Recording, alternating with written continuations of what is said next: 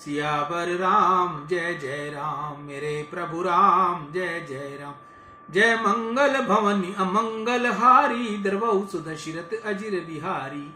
दीन दयाल विरुद्ध संहारी, हरहु नाथ मम संकट भारी। सियावर राम जय जय राम, मेरे प्रभु राम जय जय राम। जय श्री राम। मैं ईशु हरवानी तुलसी की माला गंगा दर्शन से रोज आपको गंगा दर्शन लाइव दिखाता हूँ, वह पंचांग सुनाता हूँ।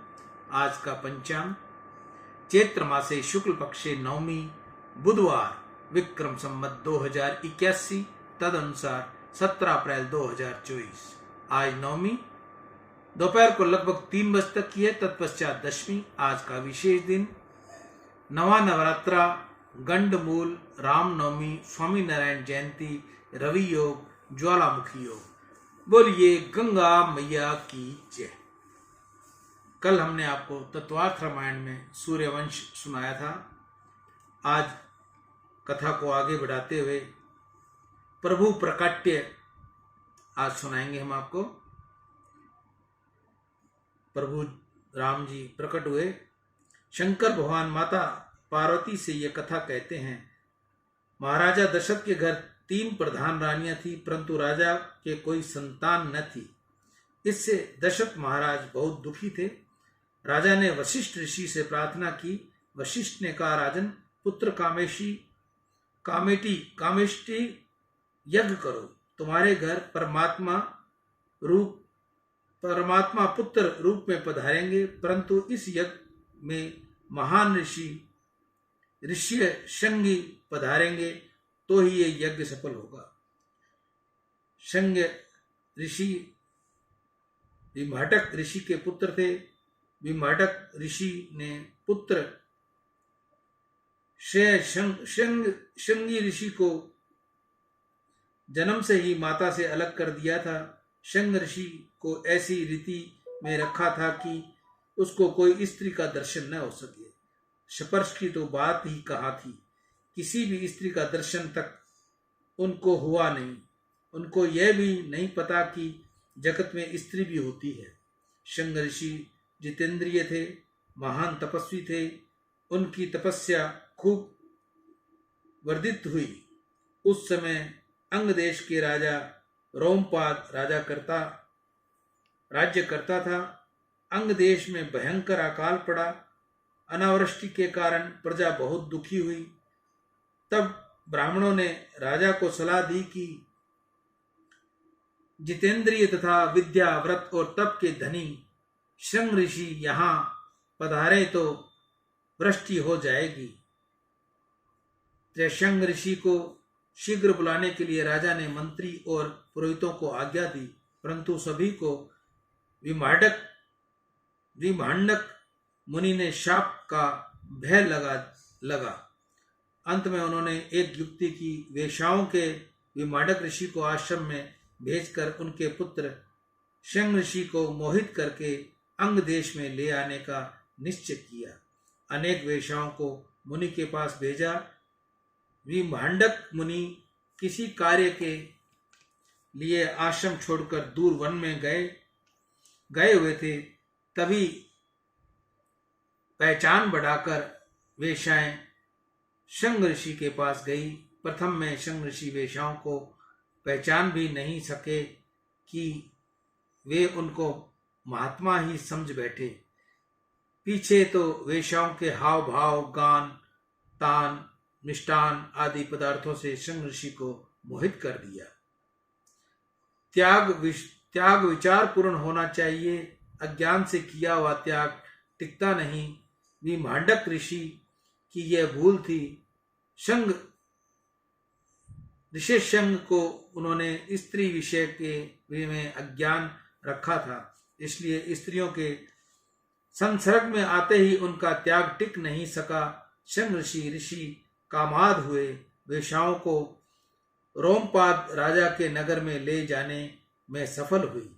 शंग ऋषि का आगमन होने ही अंग देश में वृष्टि हो गई। सर्वत्र आनंद फैल गया। प्रसन्न होकर राजा ने ऋषि को अच्छा सम्मान दिया और अपनी पुत्री शांता का उसके साथ विवाह कर दिया। शंग ऋषि रोमपाद राजा की नगरी में ही पत्नी के साथ संयम से रहने लगे। वशिष्ठ ने राजा दशरथ से कहा, वह निर्विकार ऋषि यहाँ आए तभी यज्ञ सफल होगा, तुम शंग ऋषि को बुलाओ। त्रिशंग ऋषि को अयोध्या में ले आया गया। वशिष्ठ ने शंग ऋषि से द्वारा राजा दशरथ के लिए पुत्र कामेष्टि यज्ञ करवाया। यज्ञ में देवता प्रसन्न होकर हविभार ग्रहण करते हैं। त्रिकाल संध्या करने वाले तपस्वी ब्राह्मण जिस देवताओं का मंत्र बोले वह मंत्र पूरा हो, उसके पहले ही उस देवताओं को यज्ञ मंडप में प्रकट होना पड़ता है। देवता मंत्र के अधीन होते हैं। जहाँ वशिष्ठ ऋषि आचार्य हैं, वहाँ शृंग ऋषि विराजे हुए हैं। वहाँ राजा दशरथ के यज्ञ में देवता प्रत्यक्ष प्रकट होते हैं, हवीर भाग ग्रहण करते हैं, परमात्मा उपस्थित हैं। पूर्णाहुति के समय यज्ञ कुंड में से अग्निदेव बाहर आए। स्वर्ण पात्र में पायस लेकर अग्निदेव पधारे।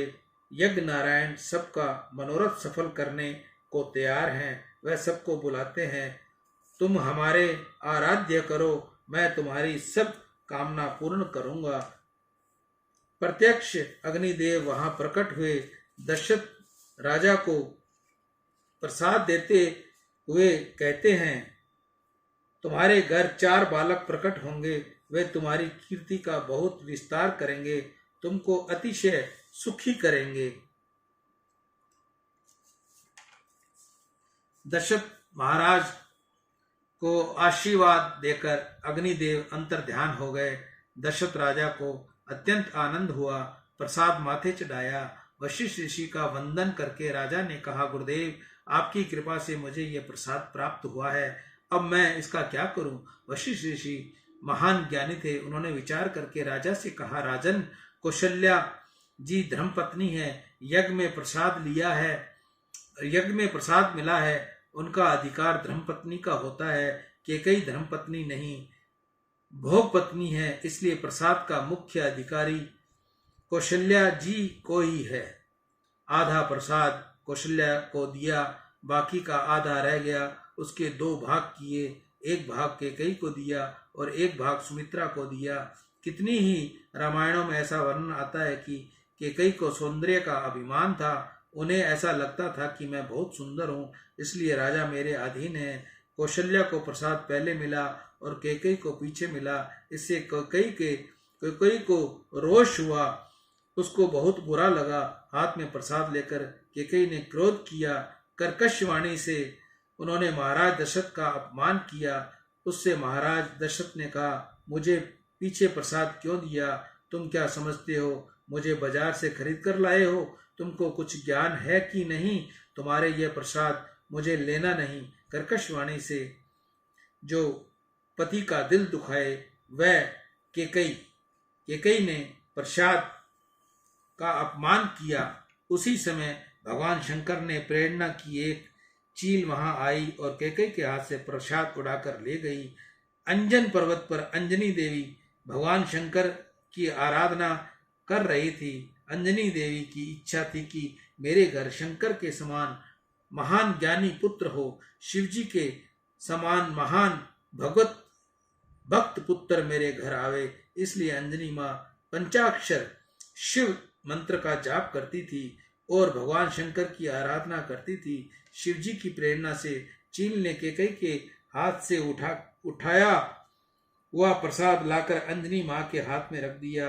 माता अंजनी ने नेत्र शिवजी के ध्यान में बंद थे। अंजनी माँ ने ऐसा माना कि मुझे तो शिवजी ने ही यह प्रसाद दिया है, इसलिए अंजनी माँ प्रसाद खा गई। प्रसाद का भक्षण करने से अंजनी माँ के पेट में गर्भ रहा। आनंद हुआ। 9 मास परिपूर्ण हुए। परम पवित्र समय प्राप्त हुआ। चैत्र मास की शुक्ल पक्ष पूर्णिमा तिथि के सूर्योदय का समय हुआ। उसी समय श्री हनुमान जी का प्रकट्य हुआ। सूर्योदय हो चुका था। सूर्य का लाल बिंब छिटित व छाया हुआ था। हनुमान जी महाराज को भूख लगी, वह सूर्य को फल समझकर उसे खाने के लिए बालक होते हुए भी आकाश में उड़े। हाहाकार हो गया। इंद्र ने क्रोध करके हनुमान जी के ऊपर वज्र फेंका, इससे उसकी ठोडी का जबाड़ा टूट गया और तब से हनुमान नाम से पहचानने जाने लगे। पुत्र को घायल हुआ देखकर पवन देव ने क्रोध किया और तीनों लोकों के वायु को बंद कर दिया। तीनों लोग अकुला उठे, सब देवता घबरा गए।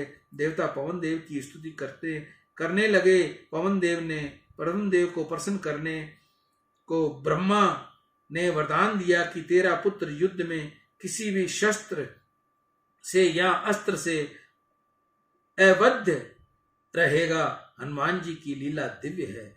इस ओर केकई का प्रसाद चील ले गई, उससे उन्हें बहुत पछतावा हुआ। वह दुखी होकर रोने लगी। उस समय कौशल्या को दया आ गई, इसलिए कौशल्या ने अपने मिले हुए प्रसाद में से थोड़ा भाग केकई को दे दिया। सुमित्रा कौशल्या के सत्संग में रहती थी। कौशल्या ने केकई को प्रसाद दिया। ऐसा देखकर सुमित्रा ने भी अपने प्रसाद में से थोड़ा भाग केकई को दे दिया। प्रसाद का भक्षण करने से तीनों रानियां संगर्भा हो गई। परमानंद हुआ। वशिष्ठ ऋषि ने महाराजा दशरथ से कहा कि संभर्गा स्त्री की इच्छा परिपूर्ण करना पति का धर्म है। रानियों को जो कुछ इच्छा हो उसे तुम परिपूर्ण करो। राजा महाराज दशरथ सुमित्रा के महल में पधारे और सुमित्रा से पूछा, महारानी तुम्हारी क्या इच्छा है? गुरुदेव की आज्ञा से मैं आया हूँ, तुम्हारी इच्छा में पूर्ण करूंगा। गर्भ होने के बाद तो सुमित्रा का स्वभाव बहुत सरल हो गया था। सुमित्रा ने दशरथ महाराज से कहा, महाराज मेरे लिए तो ये स्वतंत्र अलग राज महल है, वह अब मुझे स्वाता नहीं। मुझे तो कौशल्या के ही महल में रहना है, मेरी ऐसी इच्छा होती है। मैं कौशल्या की सेवा करूं, कौशल्या जी की दासी बनूं। कौशल्या जी की सेवा करूंगी तो मेरा कल्याण होगा, ऐसा मुझे लगता है। मुझे अलग रहना नहीं, मैं कौशल्या के महल में रहकर उनकी सेवा करूंगी। कौशल्या जी पूरे दिन लक्ष्मी नारायण की सेवा पूजा करती हैं। मैं कौशल्या जी की सेवा करूंगी, मुझे कौशल्या जी की सेवा में ही रख दे। वशिष्ठ जी ने यह सुना तो उनको आश्चर्य हुआ। उन्होंने राजा से कहा, राजन गर्भा होने के पश्चात उनका स्वभाव कितना सरल हो गया है। स्त्री को सोत की सेवा करने की इच्छा होती नहीं, परंतु ये ऐसा बोलती है। इनको अलग रहना नहीं, कौशल्या के साथ ही रहना है। इनके पेट में जो बालक है वह कोई महान ज्ञानी पुरुष होना चाहिए। इससे सुमित्रा का स्वभाव बहुत सरल हो गया है, इनका मन शुद्ध हो गया है। कौशल्या के पेट में परमात्मा पधारे तब से तो माँ जी पूरे दिन ध्यान करती रहती है, जप करती रहती है। दशरथ महाराज को वशिष्ठ जी की आज्ञा हुई कि वे कौशल्या जी के महल में आए। महाराज पधारे तो उस समय माता जी ध्यान करने बैठी हुई थी। कौशल्या जी को हवा खाने की इच्छा होती नहीं थी, बोलने की इच्छा होती नहीं थी, कोई मिलने आवे तनिक भी इच्छा लगता नहीं था। पूरे दिन ध्यान करना ही स्वाता था। श्री राम का ध्यान स्मरण करने में कौशल्या जी तन्मय हो गई थी। कौशल्या जी महान योगिनी की तरह पद्मासन से विराजी हुई थी। बाईं जांग के ऊपर दाहिना पग था और दाईं जांग के ऊपर बायां पग रखा हुआ था। माथे के बाल खुले हुए थे। दृष्टि नाक के अग्रभाग पर स्थित थी। दोनों आंखों के मध्य में ललाट में जो तजो में ब्रह्म परमात्मा श्री राम का ध्यान करती थी। नसिका के अग्रभाग पर नजर रखने से मन की चंचलता घटती है। नाक के अग्रभाग से दृष्टि रखने पर मन स्थिर होता है। नाक का अग्रभाग अर्थात तुम्हारी नाक का अग्रभाग हो, दूसरे किसी की नाक मत देखना। अपनी नासिका के अग्रभाग की दृष्टि स्थिर रखो। आंखें चंचल होती हैं, इसलिए मन को भी चंचल होना पड़ता है। आंखें स्थिर होती हैं तो मन स्थिर होता है। कौशल्या जी ध्यान में इतनी तन्मय हो गई थी कि दशरथ महाराज पधारे इनकी कौशल्या जी को खबर ही न पड़ी। दशरथ महाराज ने पूछा, महारानी तुम्हारी इच्छा क्या है? परंतु सुने कौन? दासी के सावधान करते हुए कहा कि महारानी जी, महाराज पधारे हैं। कौशल्या जी को तब कुछ होश आया।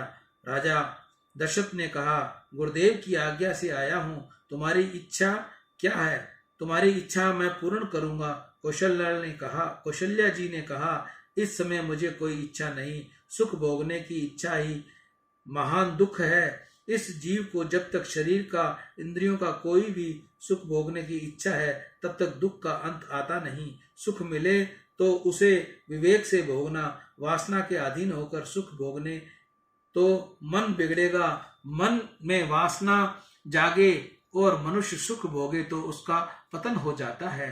भगवान तुमको सुख दे और सुख को प्रभु का प्रसाद मानकर परमात्मा के साथ रखकर प्रभु का स्मरण करते हुए विवेक से भोगो तो बाधा नहीं, परंतु आतुक सुख मुझे भोगना ही है, ऐसा संकल्प कभी करना नहीं। सुख भोगने का संकल्प करने से शक्ति का नाश होता है, बुद्धि का नाश होता है। सुख भोगने का संकल्प करने से मन बिगड़ता है। ज्ञानी महापुरुष कहते हैं कि संकल्प से ही संसार खड़ा हुआ है और संकल्प से ही मनुष्य भव बंधन में आता है। सियावर राम जय जय राम, मेरे प्रभु राम जय जय राम। जय मंगल भवन अमंगल हारी, द्रवौ सुदशरथ अजिर बिहारी। दीन दयाल विरुद्ध संहारी, हरहु नाथ मम संकट भारी। सियावर राम जय जय राम। आज प्रभु प्रकट्य का प्रसंग हम यहीं छोड़ते हैं, कल इससे आगे की कथा सुनाएंगे आपको। मैं ईशु हरवानी तुलसी की माला गंगा दर्शन से तुलसी की माला बनाता हूं।